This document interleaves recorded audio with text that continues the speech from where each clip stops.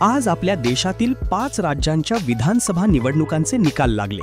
त्याचबरोबर महाराष्ट्रातील 2 दिवंगत नेत्यांच्या अकाली निधनामुळे झालेल्या विधानसभेच्या पोटनिवडणुकांमध्येही भारतीय जनता पक्षाच्या मित्रपक्षांचाच विजय झाला. बारामतीमध्ये सुनेत्राताई यांच्यासमोर आव्हान नव्हतेच, तरीही सगळे पवार एकत्र आल्यावर काय घडू शकते ते बारामतीने संपूर्ण देशाला दाखवून दिले. अजितदादा यांच्या अपघाती निधनानंतर झालेल्या पोटनिवडणुकीत सुनेत्राताईंनी आजपर्यंत भारतातील सर्व विधानसभा निवडणूक निकालांच्या मतदानाचे रेकॉर्ड मोडीत काढून नवीन राष्ट्रीय विक्रम प्रस्थापित केला. तर दिवंगत आमदार शिवाजीराव कर्डिले यांचे पुत्र अक्षय कर्डिले यांनीही अपेक्षेप्रमाणे लाखांपेक्षा जास्त मतांनी आपला विजय साकारला. महाराष्ट्रातील या पोटनिवडणुकांनंतर 5 राज्यांमधील पंचरंगी निकालांचा परामर्श घेऊया. यामध्ये सर्वाधिक चर्चित निवडणूक पश्चिम बंगालची होती. या राज्याच्या लढाऊ मुख्यमंत्री ममता बॅनर्जी यांच्यावर ममता करण्याऐवजी बंगालच्या मतदारांनी भारतीय जनता पक्षावर मत. बंगालच्या निवडणुकांचा इतिहास जरा वेगळा आहे. स्वातंत्र्यानंतर जवळजवळ 30 वर्ष बंगालची सत्ता काँग्रेसजवळ होती. 1977च्या निवडणुकीनंतर तत्कालीन मुख्यमंत्री सिद्धार्थ शंकर रे यांच्या हातातून मार्क्सवादी कम्युनिस्ट पक्षाने सत्ता हिसकावून घेतली. ती सत्ता पुढील 30 वर्षांपेक्षा जास्त काळ त्या पक्षाकडे होती.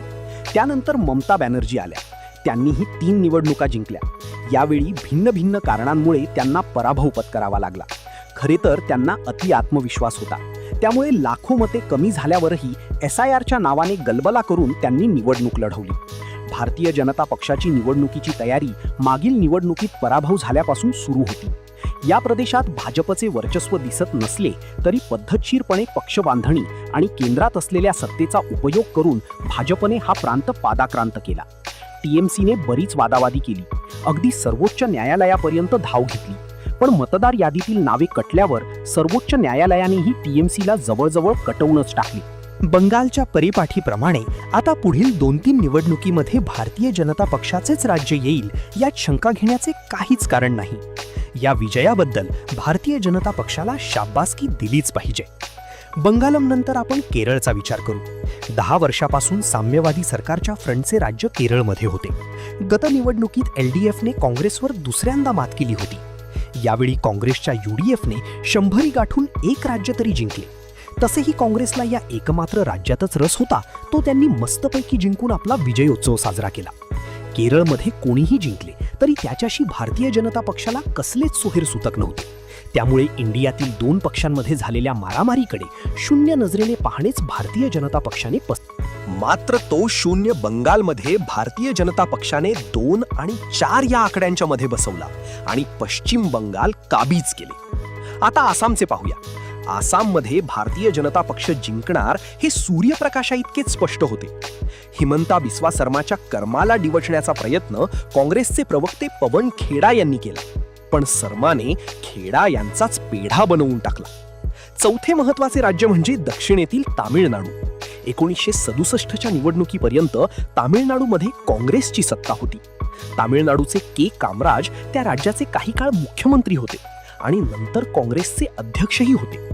1967च्या निवडणुकीत द्रविड मुन्नेत्र कळघम या पक्षाचे अध्यक्ष अण्णादुराई यांच्या नेतृत्वाखाली आज पराभूत झालेल्या DMKने मोठा विजय मिळवला होता.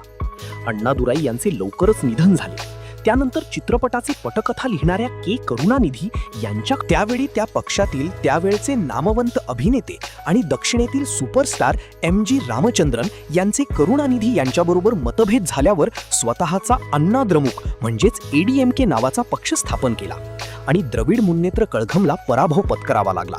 त्यांच्या निधनानंतर जयललिता मुख्यमंत्री झाल्या आणि मग आजपर्यंत तामिळनाडूमध्ये कधी द्रविड मुन्नेत्र कळघम तर कधी ADMK यांच्या हाती सत्ता राहिली.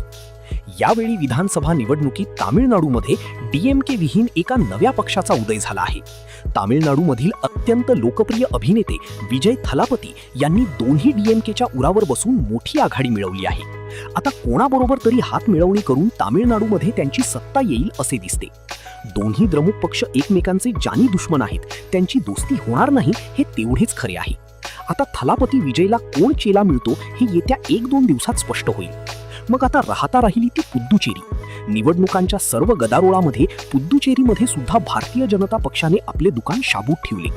तिन्ही राज्यात प्रचंड बहुमत मिळवून भारतीय जनता पक्षाने सर्व पक्षांना वाकुल्या दाखवून आपला दिग्विजय पक्का केला आहे. या निवडणुकीत अनेकांच्या मनाचे मांडे मनातच राहिलेले आहेत.